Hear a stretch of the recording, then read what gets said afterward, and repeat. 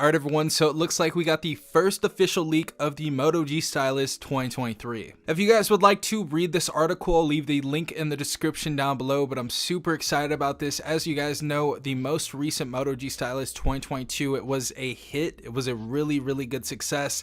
So was the 2021, 2020 as well. And a lot of people have been waiting on the 2023, and this is the first official leak of it. Now, if you guys would like to go ahead and check out this article, I'll leave a link in the description down below. This is from gsmarena.com, and it says Motorola Moto G Stylus 2023 leaks a new render. And we actually have a picture of what it's going to look like, and I think it actually looks pretty sick. So it says Motorola's Moto G Stylus series is getting a new member soon, and On Leaks is here with a look at the alleged Moto G Stylus 2023. The new render shows the phone will bring a punch hole display and a 50 megapixel dual camera setup on the back, as well as a built-in stylus, USB-C port, and a headphone jack. So it looks like we're going to be keeping the headphone jack on the G Stylus 2023 right here, which is beautiful to see that in 2023. You don't see that on a lot of phones.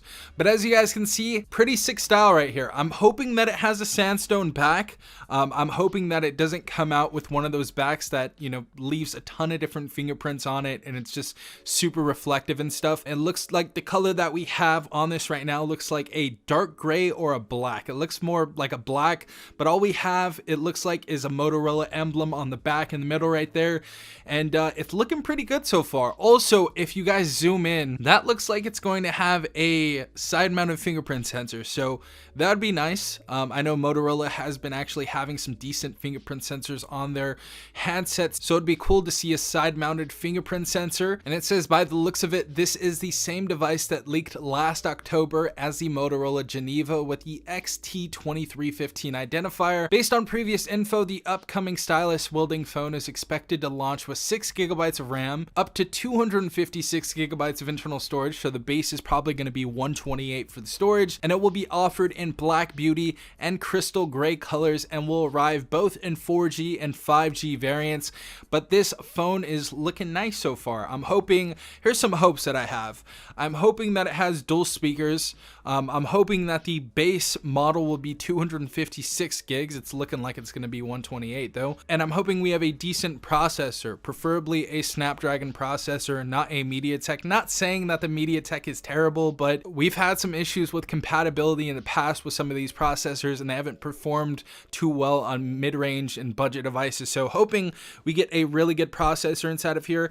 I was hearing that MediaTek just released their 900 processor, or they've just been putting them in American phones, and we may see that on the Galaxy A54 in the US, so that may be interesting. But yeah, looks like we have a right side fingerprint sensor right there. As you guys can see, the camera module on the back is definitely reminiscent of one of the OnePlus devices that we've recently seen. I think it was the N300, or if you guys know the OnePlus device, let me know in the comment section down below, but very reminiscent of that. I was actually reading another article that just stated that it looks like we are going to actually have a side-mounted fingerprint sensor. So no in-display fingerprint sensor, which I'm 100% cool with. I think side-mounted fingerprint sensors are always good. It also looks like the bezels on this are way slimmer. Now I'm talking about the sides and the top bezels. The bottom, we still get a little bit of a chin at the bottom, but it's looking pretty good so far. The side bezels are looking very thin, and still keeping that hole punch display, which is great. So screen to body ratio, I'm hoping that it's going to be perfect. I'm hoping it's going to be better as last year. Not that we had too much of an issue right here with the screen to body ratio, but everything is looking good so far on this device. The only thing I'm worried about, of course, is the processor. That's going to be the make it or break it of this device. Also, if you guys already know, the Moto G Stylus 2022, they cut the price of that device in half. So if you guys didn't know that already, I think they cut it from $499 to $249. So that is on sale, I believe, on Amazon still.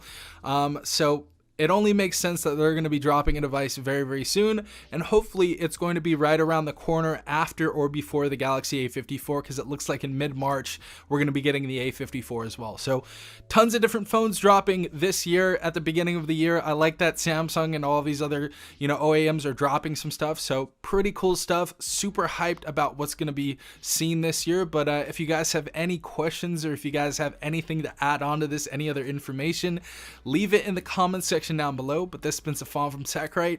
Peace out, Tech Gang.